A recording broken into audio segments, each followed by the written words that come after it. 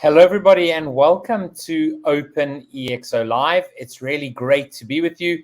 Evening for me and evening for our guest as well, who is Beatrice Barbazzeni, who's calling in from Germany. And as you can see on the screen there, we have some amazing community members that are coming up in the next couple of weeks. So before we get Beatrice up on stage, I did get a few community members just to share a little bit about Beatrice. And the first comment here comes from Miguel, and he just said, once you talk to Beatrice, you'll notice that she is clearly on the right path. She is currently underpinning her knowledge with the PhD, no small feat. She is smart, curious, and most important of all, she is open to listening to new perspectives and insights, a clear recipe for success. Don't forget to keep an eye on her. She might become one of the big references in healthcare, biotechnology, and genetics. Keep it up. We then have from Lisa, Beatrice is a prolific writer and researcher. She's an active contributor to ExO Insight, where her articles range from neuroscience, technology, gene editing, to innovation and leadership. If you're not familiar with her work, I highly recommend you check it out. Beatrice is also a talented artist. She's smart, inquisitive, and has been a pleasure to work with. I look forward to reading more of her inspiring and thought-provoking articles. And then lastly, from Michael, he said, you want someone that says yes, a person with a positive learning and doer attitude, but still someone that has a clear opinion and communicates that. Well, Beatrice is one of those rare and precious individuals who is also an incredibly quick learner and hard worker. But now that I've said it, everyone knows, unfortunately for me. I am absolutely certain that Beatrice will impact the world and the ExO community positively. She has already shown in the last months. Great work, Beatrice, and stay connected to your professor, mentor, and friend. So, without further ado, welcome, Beatrice. How are you doing this evening? Hi, everyone. Hi, Kevin. Thank you so much for this great opportunity. It's really a pleasure to be here today, and to read those is amazing. I didn't expect that. Thank you so much. It's an absolute pleasure, and I always do that little bit of a surprise. And so we always start off OpenExO Live asking you to share a little bit about yourself. Tell us about Beatrice and how you came to join the OpenExO community. Yes. So, as you know, I'm Beatrice, and I come from Italy. So, basically, my journey started in Italy, where I studied at the University of Padova, where I did my bachelor, my master. After that, I moved to south of Germany, in Tübingen, where I finished my master in neuroscience, and I joined several research collaboration and internship. And after that, I moved to Magdeburg, here again in Germany, and I'm currently doing my PhD in neuroscience. So I actually joined the OpenExO community last year, so I'm very new to the community, because I attended a series of lectures that were promoted by Professor Michael Frebe in Health Tech Innovation Design. And these lectures that were mostly for biomedical engineer students and medical students were aimed to teach a futuristic view of healthcare, implementing innovative methods and technologies to promote innovation in healthcare.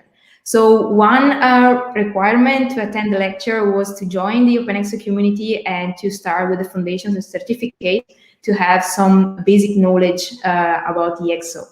And after that, my journey continued with the ExO Insight. I got even more involved in the community. I discovered even more what is ExO and everything in the community. I was so curious to learn, to know more. Still I am, of course.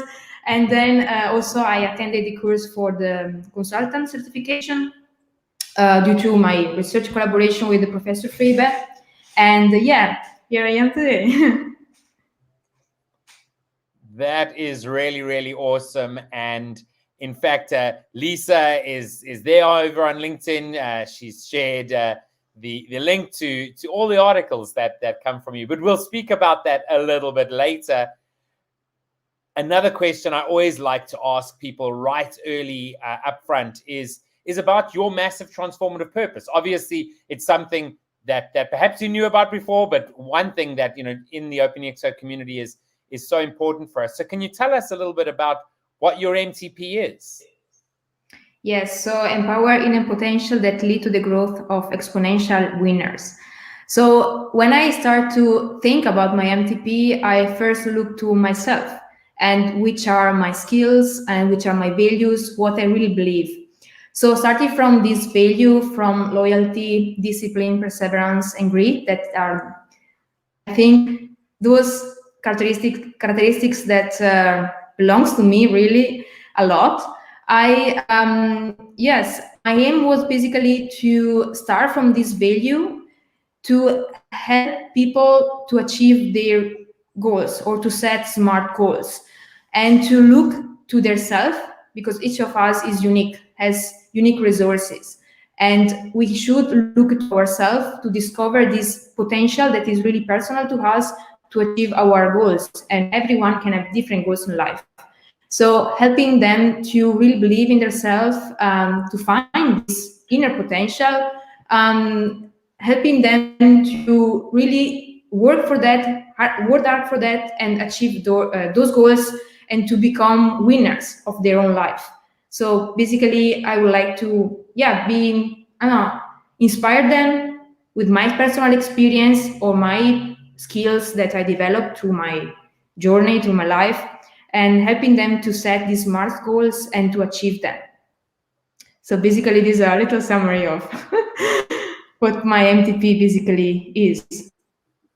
Awesome. That's really great. It ties quite closely to mine, which is about unlocking human potential. I think you've probably also seen how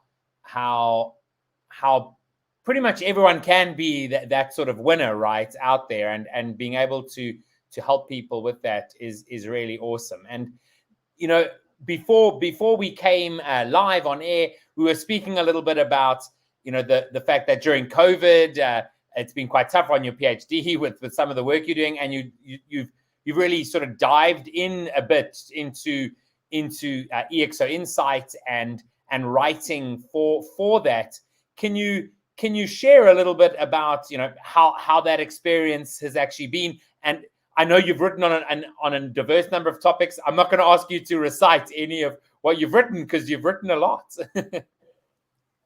Yes, thank you. So as you mentioned, I tried to cover several topics. Basically, what we do as a writer in Insight, everyone is expert of different subjects.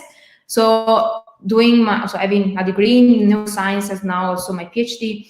My topics are mostly related to med tech, innovation, healthcare, now also leadership, the latest series that is now out. I try to really take my major, let's say, expertise and to find out what is most interesting for the community to know more, especially about now that we are Industry 4.0, digital transformation. So what will next? How can we forecast the future?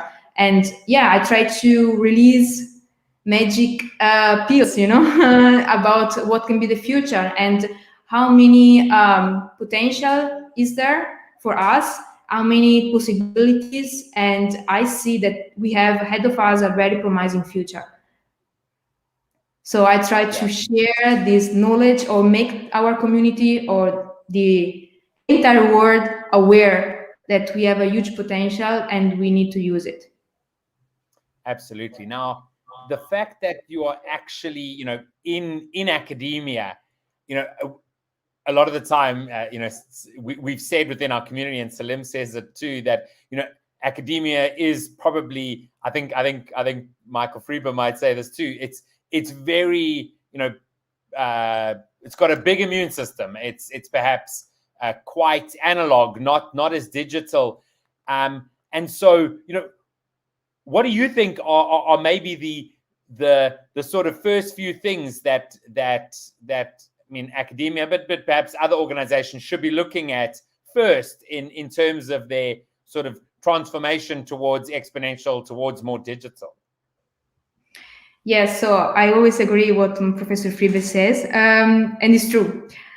So coming from academia and also joining the OpenExO community, I really saw a huge gap.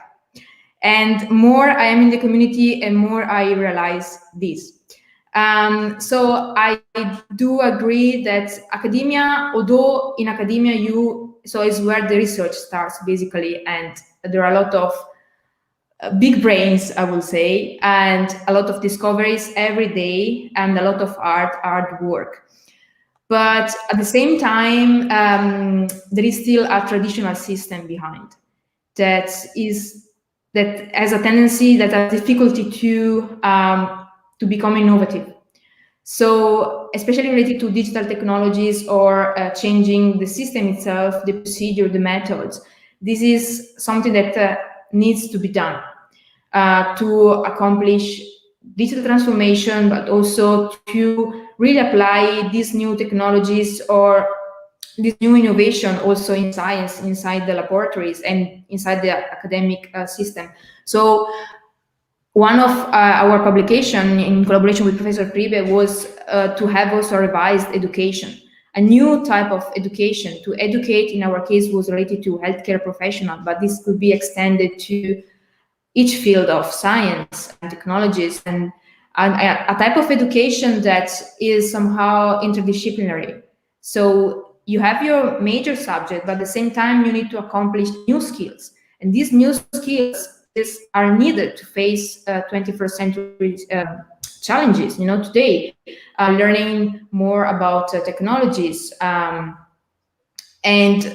yeah, try to really be more to collaborate with the different teams that have a different knowledge, different expertise, and together achieve innovative goals and rising innovation. Yeah, absolutely. Now, you mentioned healthcare, and of course, I mean your PhD is in neuroscience, and the paper you spoke about with Michael Friebe, which essentially looks at education of healthcare professionals. Ultimately, you know, the future where healthcare professionals will be augmented by, you know, AI and all sorts of other machine learning as well, is pretty much here already. You know, a lot of people might say, "Oh, that's a future," but it's actually here already. How do you see, you know, that actually being more mainstream, right? Because there does seem to be definitely like an immune response where perhaps a lot of physicians say, "Well, you know, I don't need an AI to help me." I think, you know, we're not that many years away of that becoming like the law, that you need to have that. Maybe. What are your thoughts around that? Well, I think there is a lot of fear for changes and lack of trust in something that is new, is something that is exponential. Because now, when we apply, for example, ExO attributes, it's because we want to have an exponential growth, not incremental. And what is exponential is something that we can fear, because we don't know what would be next in such a big, great change, right? So with maybe, yeah, staying in a traditional system is like, I do what I know, and so far did work, so probably it's fine. But if we want to make something innovative, this means that, for example, in business, we need to change the business model, right? To make something different. Otherwise, there is no change.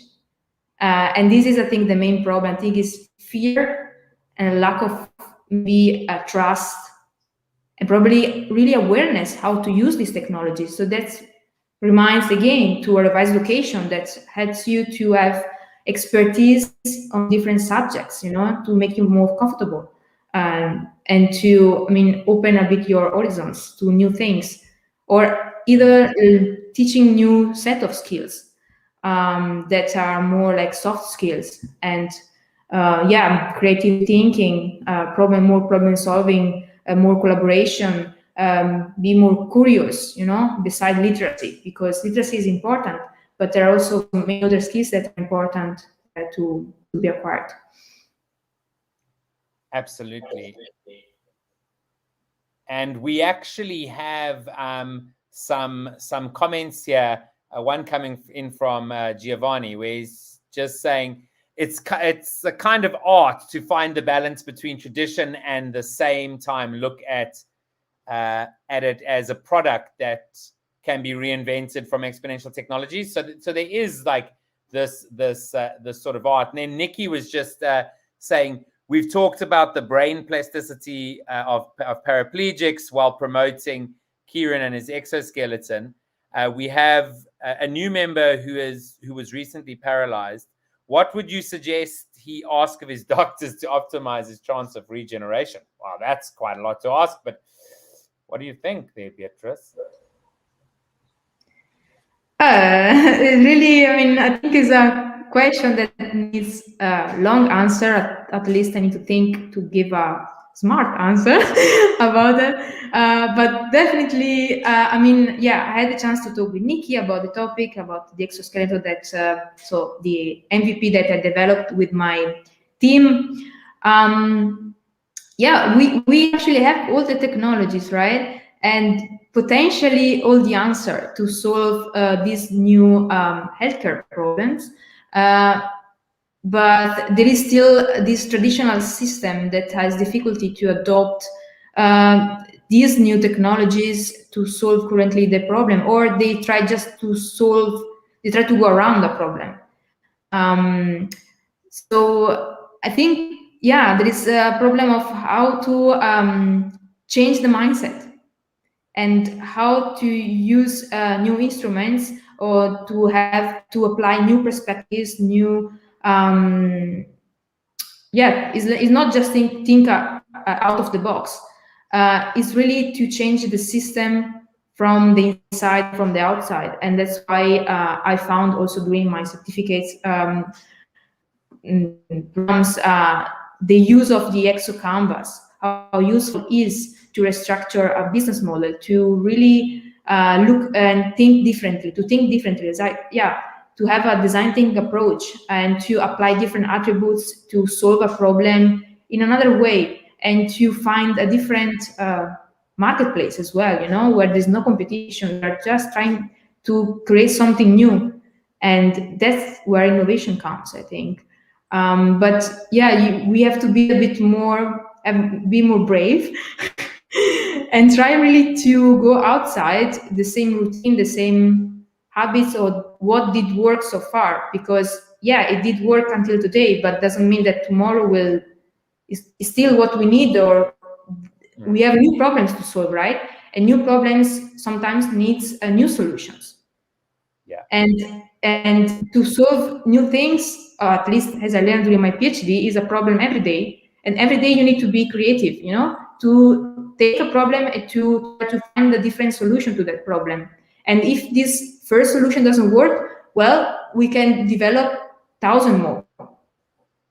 Just need really to be more flexible and creativity. I think is really important, that to allow ourselves to be creative, and don't be afraid of failing first, because failure, I mean, is a process, right? So if you don't fail, we cannot even learn, and learning is one of the best things that humans have, and also animals, but yeah, humans are a bit smarter. We have more neural connections, so yeah. So I think this is the first answer I can give, but there are many thousand answers I could have gave, and better maybe answer, but I think this is a summary of what I think about this. No, absolutely. And it's interesting how you say, you know, I mean, that failure is so important, right? I think I've said this quote on OpenExO Live before, which comes from Elon Musk, where he says a lot of education puts like a mental straitjacket on a lot of people, right? Where you only think in one way, and you therefore don't want to fail, because a lot of education says, here's the question and you must provide the right answer, but maybe the question's the wrong question, which definitely is something that when you do a PhD, you cover a lot, right? But many people in our society aren't doing that. So now I did want to just also cover you of course, you know, doing a number of things, and as we spoke about beforehand, and now you know, you've said you're doing many things so that you can broaden that knowledge and make sure that, yeah, you might fail in some of the things, but that's a good thing, right? So can you just share, you know, some of the things that you're busy with right now? Project that I'm doing right now. So I have a list. No, I'm joking. Well, of course, I have my PhD. So this is my major activity, my daily activity. So yeah, I have my main topic, my main thesis. So my basically topic is applying neurofeedback training to improve working memory in healthy volunteers. And after that, I extended this method to develop a novel method to treat dysfunctional brain oscillation in preclinical Alzheimer's disease. So this is basically my major topic for my PhD. Besides, I have several collaborations with Professor Friebe on health tech innovation, revised education. We had recently also a project with Siemens Healthineers, again related to healthcare, and then I have the OpenExO, the ExO Insight, where I am very active writer, so I'm pretty busy with that and finding interesting topic. Now, as you know, there is the Leadership 4.0 series, and yeah, I have said that maybe I will do 3-4 articles, but I'm writing a bit more. So yeah, you will be busy as well in reading those. And yeah, so far this is the main activities I am busy with. But I'm always a person that likes to join every time new things. I'm really always open to catch all the opportunities that are available, join them, enjoy them as well. And so it might be that next week I have 2 more collaboration with 2 new projects that I'm always happy, you know, to take part. And yes. Awesome. And well, in fact, if you go into the OpenExO platform and check out the marketplace as well as the announcements today, we have announced the start of a quest for education in Latin America, which is quite exciting. So it's going to be an initiative to look at, you know, what should the future of education look like, together with an organization called Latin Leap. So there's always new things happening within the OpenExO community, of course. And just like that, Beatrice, our time has come to an end. And so as we end off today's OpenExO Live, what is it that you'd like to share with the folks that are watching this live, as well as those that are watching the recording? Well, first of all, I thank you all for being here in this live today. I'm very, very happy about that. What I can say? Well, there are always 1,000 things I would like to say and to share with the community. Well, now you know me officially. And yeah, I will just say that I'm always happy to collaborate with you, all of you. I'm always in for any type of projects. And also related to my personal MTP, I always try to push people in believing themselves. and in finding their own flame, and follow your, I don't want to say dreams, but I want to say really your goal, what you really believe. And no matter what, try to work hard on that. Fail as much as you want, but learn from those and go straight, take what you want, and be really the winner of your life and be unique in that, using your own personal inner potential. Yes, this is what I want to say. So Awesome. Well, Beatrice, it's been fantastic to actually meet you for the first time. I guess this is how we meet in this day and age. So it was really great to actually chat with you, meet you, and looking forward to seeing everything that that happens within the community. Thanks so much for joining us. thank you so much. Really, it was a great pleasure and opportunity. Thank you. Bye-bye. So that was Beatrice Barbazzeni. Great chatting to her. Do go and check out the ExO Insights, where Beatrice has written a number of articles. We really enjoyed that. That was so awesome today. And remember, we'll be back next week with a call coming in from the Philippines. So do join us next week.